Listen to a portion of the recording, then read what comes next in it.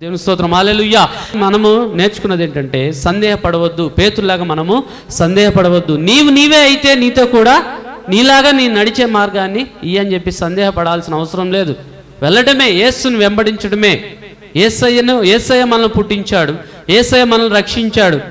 ఎంతో బాధకరమైన పరిస్థితుల్లో, ఎన్నో ఇబ్బందికరమైన పరిస్థితుల్లో నుండి, ఎంతో నీచమైన స్థితిలో నుండి మనల్ని యేసయ్య రక్షించాడు. ఆ యేసయ్య మనతో ఉన్నాడు కాబట్టి మనం యేసయ్యని చూస్తూనే మన యొక్క జీవితాల్ని మనము నడిపించుకోవాలి. దేవుని స్తోత్రం, హల్లెలూయా. దావీదు అన్నాడు, కొండల తట్టు నా కన్నులు ఎత్తుచున్న నాకు సహాయము ఎక్కడ నుండి వచ్చును, యెహోవా వలననే నాకు సహాయం కలుగును. మరి ఎవరి వలన సహాయం లేదు. రాజులు నమ్ముకోవద్దండి.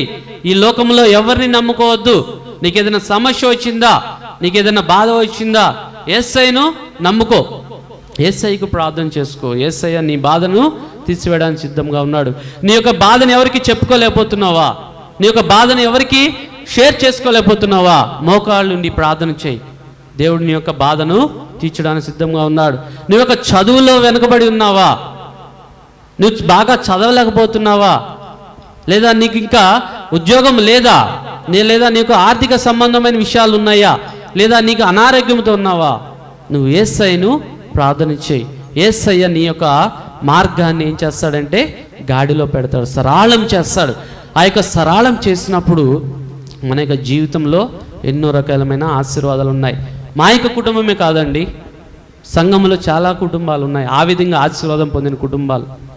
ఆ విధంగా గొప్పగా ఉద్యోగాల్లో కానీ ఆత్మీకంగా కానీ శారీరకంగా కానీ బలపడిన కుటుంబాలు చాలా మన యొక్క సంఘంలో ఉన్నాయి.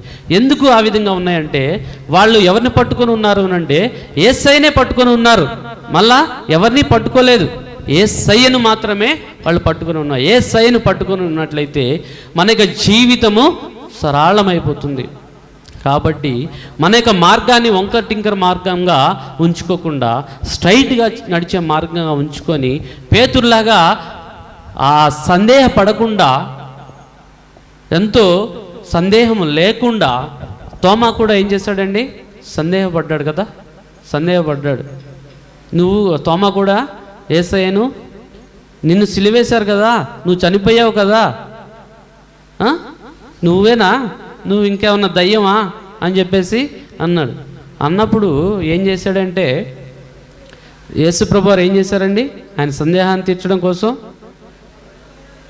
ఆయన యొక్క గాయాల్లో వేలు పెట్టి చూసినప్పుడు నిజంగా పశ్చాత్తాపడ్డాడు. నమ్మలేకపోయాడు తోమా. ఆ యొక్క సందేహం అనేది అతనికి వచ్చి తన యొక్క జీవితంలో ఒక అలజడిని తీసుకొచ్చింది.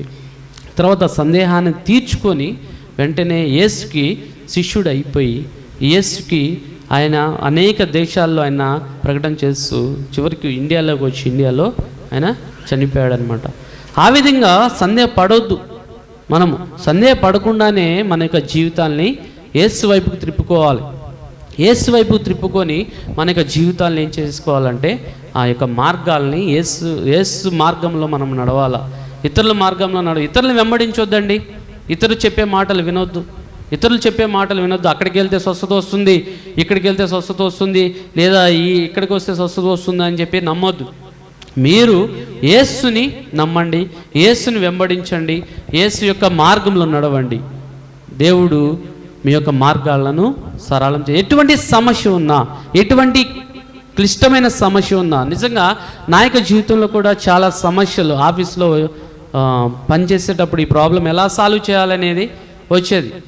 కానీ నేను ప్రార్థన చేసుకునేప్పుడు, దేవా నేను రేపు పొద్దున ఆఫీస్కి వెళ్ళినప్పుడు నాకు ఒక మంచి ఆలోచన, నా ప్రాబ్లం సాల్వ్ చేయి, నన్ను ఎవరితో మాటలు అనిపించుకోకుండా సాల్వ్ చేయి అని చెప్పేసి ప్రార్థన చేసుకునేవాడిని. నిజంగా ఏ విధంగా అయ్యేదో నాకు తెలియదు, కానీ దేవుడు ఆ విధమైన జ్ఞానాన్ని ఇచ్చి మంచిగా ఆ యొక్క ప్రాబ్లం సాల్వ్ చేసేవారు, సమస్య తీరిపోయేదనమాట.